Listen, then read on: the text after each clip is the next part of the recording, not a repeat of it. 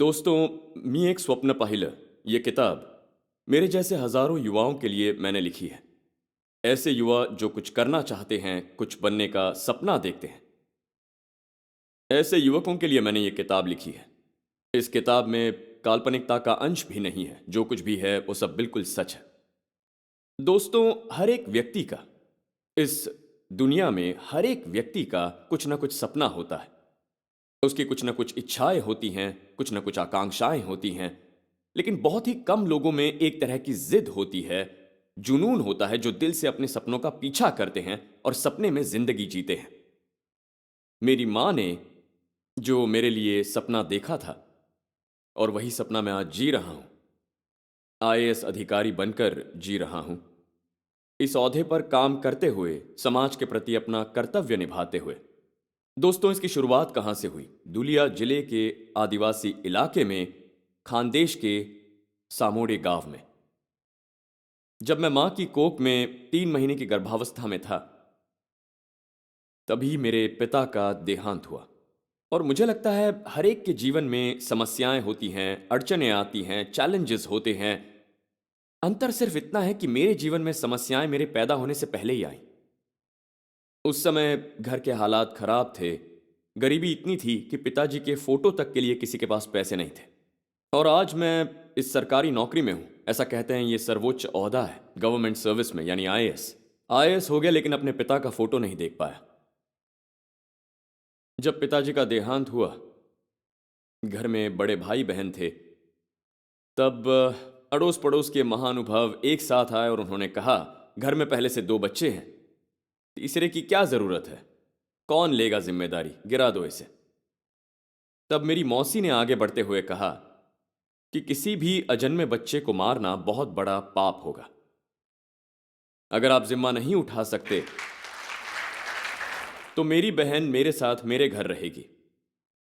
और फिर मेरी माँ, मेरे दोनों भाई बहन मोट माए के साथ, हम उन्हें मोट माए कहते थे, उनके घर चले गए। मोट माए की एक छोटी सी झोपड़ी थी, गन्नों के पत्तों की। उसी में मेरे नाना नानी, मेरी मोट माए, चाचा, उनके बच्चे, हम 3 भाई बहन और मेरी माँ रहते थे। कुल मिलाकर 10 लोग होते थे। बेडरूम, बाथरूम, किचन ऐसा कुछ नहीं था। एक छोटी सी झोपड़ी, वहीं पर पानी का घड़ा, चूल्हा और वहीं पर खाना पकाना। तो ऐसे घर में मेरा जन्म हुआ। एक खास बात थी कि उस समाज का कोई भी व्यक्ति आज तक स्कूल नहीं गया था। मुझे याद है जब हमारे बचपन की बातें होती, तब नानी कहती कि तुम्हारी माँ और मोट माए यानी मासी सुबह सुबह मजदूरी करने खेतों में जाती थी, और तब वो महुआ के फूलों से शराब बनाती थी और ग्राहकों को परोसती थी। तो देखिए संस्कार कैसे होते हैं। इस परिवेश के संस्कार मुझ पर भी हुए, मुझ पर भी इसका असर पड़ा। जब माँ काम करने निकल जाती और मैं माँ के दूध के लिए तरसता था, रोने लगता था, तो बाहर बैठे उन शराबी ग्राहकों को रोने से तकलीफ होती थी, उनकी खुशी में खलल पड़ती थी। इसीलिए मुझे चुप कराने के लिए मेरे मुंह में शराब की 2 बूंदें चखाई जाती जिससे मैं सो जाता था और उनकी नशीली खुशी बेबाक शुरू रहती थी। तो ऐसी झोपड़ी में मुझ पर संस्कार हुए। लेकिन उस दौरान सरकार की तरफ से शिक्षा प्रसार के खूब प्रयास हो रहे थे। जिला परिषद के अध्यापक हमारे घर आए। मैं कभी प्ले ग्रुप, नर्सरी या आंगनवाड़ी नहीं गया, प्री प्राइमरी। तब मैं 5.5-6 साल का था। आए हुए अध्यापक ने परिवार को विस्तार से समझाया, बच्चों को स्कूल भेजिए, आपके बेटों के भविष्य के लिए अच्छा होगा। तब मेरी माँ और मोटमाई को भी लगा कि जिन दुखों यानी जिन तकलीफों का सामना हमें करना पड़ा है, वैसी गरीबी बच्चों को ना सहनी पड़े, उनका कुछ अच्छा हो। बड़े भाई का दाखला आश्रमशाला में करवाया और मुझे लेकर माँ हमारे गांव की जेडपी की स्कूल आई। जीवन में पहली बार मैंने झोपड़ी के बाहर की दुनिया देखी। वो सीमेंट की दीवारों को देखा, छज्जों से बने कमरे देखे, और वो सब देखने के बाद, वो दुनिया देखने के बाद मैं बेचैन हो गया। मैं जोर जोर से रोने लगा, जमीन पर छटपटाने लगा कि मुझे स्कूल नहीं जाना है। लेकिन उस समय अध्यापक बड़े दयालु थे, बड़े प्यारे थे। एक अध्यापक ने मेरे हाथ में गर्म दूध का गिलास और सुगड़ी की पाउडर थमाई वो मेरे पास आए, प्यार से मेरे सर पर हाथ रखा, सहलाते हुए कहा कि राजू ये लो, शांत हो जाओ बेटा। गर्म दूध और सुगड़ी का आस्वाद लेते ही मुझे बहुत अच्छा लगा। मैं सोचने लगा कि मुझे हर रोज स्कूल आना चाहिए, क्योंकि घर से अच्छा खाना तो मुझे स्कूल में ही मिलता है। और इस तरह से मेरी पढ़ाई शुरू हो गई। दोस्तों, मेरा घर शराब खाना था। घर में महुआ के फूलों से शराब बनती थी। घर में ना बिजली थी, ना दूसरी सुविधाएं। फिर भी मन में आस थी, आकांक्षा थी कि मुझे पढ़ना चाहिए। क्यों पढ़ना है, किस लिए, वो मैं बता नहीं सकता। बस इतना पता था पढ़ना है, क्योंकि अध्यापकों को अच्छा लगता था। वे प्रश्न पूछते, मैं उत्तर देता, बस अच्छा लगता। मेरी पढ़ाई शुरू हुई। पहली, दूसरी, तीसरी, चौथी अच्छे मार्क्स मिलते गए। कक्षा में अव्वल आता गया। चौथी केंद्र की परीक्षा थी। शाम के 5:30-6 बजे अंधेरा छाने लगता था और शराबी ग्राहकों का झोपड़ी में तांता बढ़ जाता। झोपड़ी के बाहर एक चौपाल जैसा था। ग्राहक वहीं बैठते थे और मैं अंदर की तरफ बैठकर पढ़ाई किया करता था। और ऐसे में एक ग्राहक ने मुझसे कहा कि राजू, जरा दुकान से मेरे लिए चने लेकर आ। तो मैंने कहा, कल मेरी परीक्षा है, मुझे पढ़ाई करनी है, अब अंधेरा होने वाला है। लेकिन उसने मुझे जबरदस्ती दुकान भेज ही दिया। मैं भागा और चने लेकर आया। तो दूसरे ने अ, मुझसे कहा कि मेरे लिए एक बीड़ी और मूंगफली लेकर आ जा। ये सब सुनते ही मुझे रोना आ गया। मैं सोचने लगा, अगर यही होता रहा तो पढ़ाई तो होने से रही। तो मैंने उनसे कहा कि मुझे पढ़ाई करनी है, जाने से इनकार कर दिया। तब मेरी उम्र कुछ 10-12 साल की रही होगी। वो ग्राहक कहता रहा, पढ़ाई पढ़ाई क्यों करता है, कुछ काम कर। हमारी अहिरानी भाषा में बोलता रहा कि कुछ काम कर, पढ़ लिख कर क्या हो जाएगा, डॉक्टर बनेगा या कलेक्टर बनेगा। आखिर भिल का बेटा है, आगे जाकर यही शराब का धंधा करना है। वो शब्द मुझे अब तक याद हैं कि उन्होंने कहा, तू भिल का बेटा है, क्या कर लेगा, उससे अच्छा कुछ काम कर। यह सुनकर मेरी आंखें नम हो गई। और तभी वही शब्द मेरी मां ने भी सुने और उसने मुझे अपने पास बुलाया। मुझे अपने आगोश में लेते हुए कहा कि मेरा भी बेटा एक दिन बहुत बड़ा होगा। मेरा बेटा भी एक दिन डॉक्टर या कलेक्टर बनेगा, जरूर बनेगा। और दोस्तों, इसे तकदीर कहिए या मां का आशीर्वाद कहिए, मैं एमबीबीएस करके डॉक्टर भी बना और आईएएस करके कलेक्टर भी बना। मेरी प्राथमिक शिक्षा 5वीं तक की पढ़ाई गांव में हुई।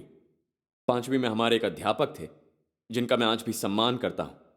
मेरे घर में जब किसी को शिक्षा की कुछ पड़ी नहीं थी, जब कोई कोई एक भी शब्द नहीं पढ़ सकता था, तब मेरे ये अध्यापक मेरे जीवन का प्रकाश बने, मेरे मन में ज्ञान की लालसा जगाई। उन्होंने मेरा नवोदय का फॉर्म भर दिया, मुझे पढ़ाया भी। उस समय ट्यूशन जैसी कोई बात नहीं थी, सिर्फ ज्ञान का दान होता था, अर्थात मुफ्त में। उन्होंने ही मेरा फॉर्म भरा, पढ़ाया लिखाया और अपनी जेब से पैसे खर्च करके परीक्षा के लिए लेकर गए। मैं परीक्षा पास हुआ और सातपुड़ा पर्वतों तले नंदुरबार जिले में अक्कलकुआ के पास नवोदय विद्यालय में मुझे दाखिला मिला। छठी कक्षा से 12वीं तक की पढ़ाई नवोदय में मुफ्त में हुई। 10वीं में गणित और विज्ञान इन विषयों में 95% और 12वीं में 90% मार्क्स मिले। और 2006 में मेडिकल की प्रवेश परीक्षा में 194 मार्क्स आउट ऑफ 200 मिले थे। मैं इन बातों से खुद को बुद्धिमान साबित नहीं करना चाहता, बल्कि इसलिए कह रहा हूं क्योंकि आज तक ये बातें मेरे गांव के लोग नहीं जानते। क्योंकि गांव के लोग पूछते थे, तू पास हो गया ना, उनके लिए वही बड़ी बात थी। गांव में मार्क्स पूछने वाला कोई नहीं था, ना ही कोई शाबाशी देने वाला था। लेकिन फिर भी मुझे लगता था कि अगर मेरे इन दो कंधों के बीच जो मेरा ये दिमाग है, वही दूसरों के पास भी है, अगर उनके दिमाग का वजन भी उतना ही है, और वो दिमाग का उपयोग करके अगर मार्क्स कमा सकते हैं, तो फिर मैं क्यों नहीं। मैं दूसरों को खुश करने के लिए नहीं, अपनी मां को खुश करने के लिए या समाज के लोगों की सोच के लिए, ना फिर रिश्तेदारों के लिए, मैं बस खुद को साबित करने के लिए पढ़ रहा था। एक विद्यार्थी होने के नाते, ज्ञानार्जक होने के नाते मुझ में कभी कोई कमी नहीं होनी चाहिए। मेरा मेडिकल कॉलेज का दाखला ओपन मेरिट में हुआ। महाराष्ट्र का मशहूर कॉलेज, मुंबई का सेठ GS medical KEM hospital Parel. प्रथम वर्ष से अंतिम वर्ष तक डिस्टिंक्शन में पास होता रहा। कॉलेज के दिनों में मैं मुंबई में 6 साल रहा, लेकिन कभी बांद्रा, जुहू या गिरगांव चौपाटी नहीं गया। ना ही कभी सिनेमा देखा। इन चीजों के लिए पैसे ही नहीं थे। सच कहूं तो दिन में बस 2 बार खाना खाता था, नाश्ते के लिए पैसे नहीं होते थे। आज भी वही आदत है। ब्रांडेड शूज, मोबाइल्स, ये सब तो बहुत दूर की बात। कॉलेज के पहले दिन का किस्सा आपको सुनाता हूं। मुन्ना भाई एमबीबीएस में दिखाया है, बिल्कुल उसी तरीके का सीढ़ियों वाला क्लासरूम था। हमारे बैच में कुल 180 विद्यार्थी थे। पहले दिन क्लास ढूंढते ढूंढते मुझे देरी हो गई। क्लासरूम खचाखच भरा था, सारे विद्यार्थी बैठे थे और ऑब्वियसली मुंबई पुणे के अच्छे खासे परिवारों से, टॉप फैमिली से आए लड़के लड़कियां थे। और मैं टी शर्ट, सादी सी पैंट और पैरागॉन के स्लीपर्स पहनने वाला। और क्लास शुरू हो चुकी थी। एनाटॉमी का पहला क्लास था और मैं इस तरफ से दरवाजे से अंदर आया और एक सीढ़ी चढ़ने लगा। क्लासरूम शांत था और मेरे स्लीपर्स की आवाज आने लगी, फड़ फड़ फड़ फड़ फड़। सारे विद्यार्थी मुड़ मुड़ कर मेरी तरफ देखने लगे। मैं सादे से कपड़े, गांव से आया हुआ था, बेसिक अंग्रेजी तक नहीं बोल पाता था और मुझे पता चल रहा था कि वो बहुत विचित्र नजरों से मुझे देख रहे हैं। गांव से आया हुआ, विचित्र सा, पगला सा दिखने वाला कोई। और आखिरी पायदान पर कोने में एक जगह खाली थी। मैं जैसे ही वहां जाकर बैठा तो बाजू में बैठा विद्यार्थी थोड़ा खिसक कर बैठ गया। उसने सोचा कौन आ गया। उस समय मुझे बहुत बुरा लगा, लेकिन तभी तय किया कि मैं कुछ ऐसा करूंगा कि इन लोगों को मुझ पर गर्व हो। और दोस्तों,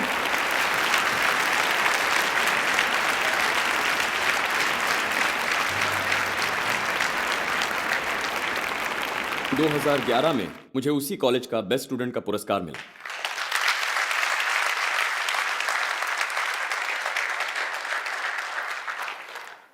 फिर सोचा 2011 के बाद क्या करना चाहिए। कॉलेज की इंटर्नशिप शुरू होने वाली थी। सामान्यतः इंटर्नशिप के दौरान मेडिकल के जो विद्यार्थी हैं वो पीजी के लिए अप्लाई करते हैं, यानी पोस्ट ग्रेजुएशन के लिए। उसकी फीस अंदाजन 7 से 8 हज़ार रुपए होती है। किताबों की कीमत 20 हज़ार से 30 हज़ार तक होती है और क्लासेस के फीस के लिए मोटी रकम भी खर्च होती है। तो मुझे क्या करना चाहिए, यही सवाल मुझे सता रहा था। दरमियान 2011 में यूपीएससी परीक्षा का ढांचा बदला और उसी साल सीसैट का पेपर पहली बार लाया गया था। तब मेरा एक दोस्त जो मेरा सीनियर भी था, उसके पास यूपीएससी के 2 फॉर्म आ गए। उसने कहा राजेंद्र, मेरे पास एक फॉर्म ज्यादा है। तो मैंने फॉर्म की कीमत पूछी। उसने कहा 20 रुपए। मैंने कहा ठीक है, 20 रुपए कीमत थी, इसीलिए फॉर्म भर दिया। और फिर मैंने 2 महीने पढ़ाई की। यूपीएससी की परीक्षा के बारे में अलग अलग लोगों के अलग अलग विचार हैं। समूचे भारत से 7 से 8 लाख के करीब ग्रेजुएट विद्यार्थी यूपीएससी की परीक्षा देते हैं और 150 से 160 या 180 आईएएस अफसर बनते हैं पूरे भारत में से। और उसमें से हर साल 7 से 8 महाराष्ट्र से होते हैं। मैंने परीक्षा दी, जबकि परीक्षा के बारे में कुछ नहीं पता था, लेकिन 20 रुपए खर्च करके फॉर्म भरा है तो मुझे परीक्षा देनी ही थी। यही सोचकर मैंने ऑनलाइन जांच की, पाठ्यक्रम की जानकारी ली, पिछले साल के पेपर देखे और मैं पढ़ने लगा। 8 घंटे हॉस्पिटल की ड्यूटी, 8 घंटे पढ़ाई। और 21 मई के दिन मेरी प्रीलिम थी। 2 पेपर थे, ऑब्जेक्टिव एग्जाम थी। मैंने परीक्षा दी और क्योंकि मेरा फाउंडेशन पक्का था सीसैट का, गणित, बुद्धिमत्ता और कॉम्प्रिहेंशन, परीक्षा में पास हुआ। मुख्य परीक्षा अक्टूबर में होती है और मुझे कुल 9 पेपर देने थे। अंदाजन 12 से 13 हज़ार विद्यार्थी परीक्षा देते हैं। मुख्य परीक्षा के लिए मैंने 2 विषय चुने थे, मेडिकल साइंस और पॉलिटिकल साइंस। इस परीक्षा के नतीजे 2012 के मार्च में आए और पूरे भारत में से मैं मेडिकल साइंस में अव्वल आया था और इस तरह मैं मेंस में पास हो गया। सबसे बड़ी समस्या थी कि यूपीएससी के बाद इंटरव्यू के समय कम से कम ग्रेजुएट होना अनिवार्य था, बैचलर होना जरूरी था। और एमबीबीएस में जब तक आप इंटर्नशिप पूरी नहीं करते तब तक डिग्री सर्टिफिकेट नहीं मिलता। इसीलिए मैंने हमारे डीन और सारे एचओडी से मिलकर विनती की तो उन्होंने मेरा इंटर्नशिप कंप्लीशन सर्टिफिकेट दे दिया। मैंने 17 अप्रैल को इंटरव्यू दिया, लेकिन तब तक मेरा डिग्री सर्टिफिकेट नहीं मिला था।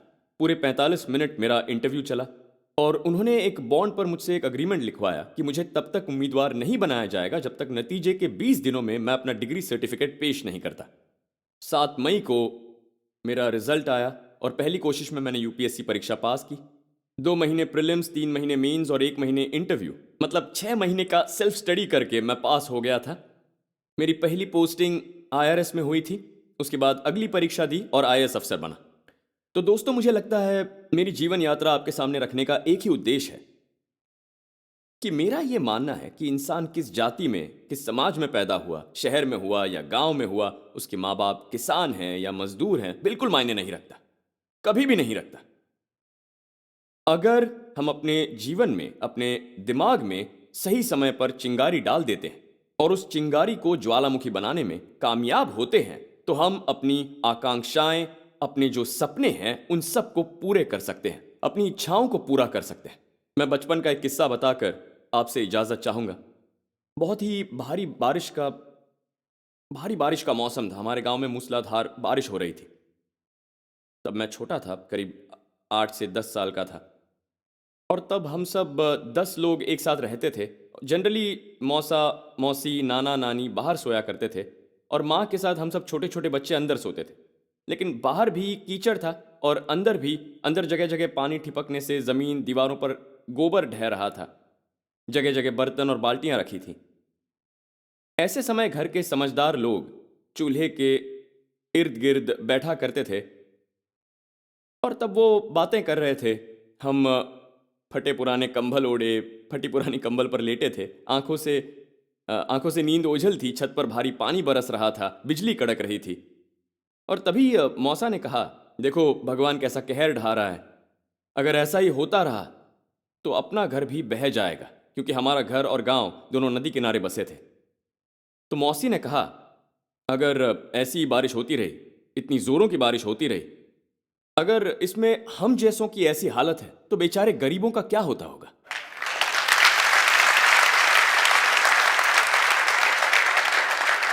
तो बात ऐसी है कि गरीबी हमारे परिस्थितियों में नहीं होती, हमारी सोच में होती है।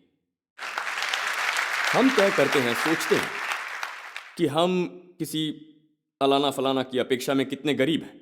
एक सीधे साधे संत, एक जैन मुनि जिनके पास कपड़ा तक नहीं है, वो कभी गरीब नहीं होते, डिप्रेशन से कभी नहीं मरते। लेकिन एक छोटा सा बिजनेसमैन, अगर उसका छोटा सा धंधा भी कोलैप्स हुआ तो वो अटैक आकर मर जाता है। ये जो दूसरों को देने की मानसिकता है, ये बहुत जरूरी है। हमारे पास पैसा नहीं था, लेकिन कोई साधु खाना मांगने आए, दरवाजा खटखटाए तो माँ उसे कुछ ना कुछ देती थी। इतना ही नहीं, गाय कभी खाना ढूंढते आती थी तो भी माँ उसे खिला देती थी। इसी मानसिकता की सीख मुझे बचपन से मिली कि स्वावलंबन से जीवन कैसे गुजारना है, किसी के सामने हाथ फैलाए बिना काम कैसे करना है। यही मूल्य मैंने बचपन में सीखा। वास्तव में मैं बहुत शर्मीला हूँ, बहुत कम बोलता हूँ, ऐसे कार्यक्रम अक्सर करता नहीं हूँ। लेकिन नवीन सर और यजवेंद्र सर, इनके साथ जो मेरा गहरा रिश्ता है, या यूं कहिए उनके आग्रह के कारण मैंने आप सभी से मेरी जीवन कहानी शेयर की और आप सब ने वो सुनी। इसीलिए आप सभी का आभार, धन्यवाद।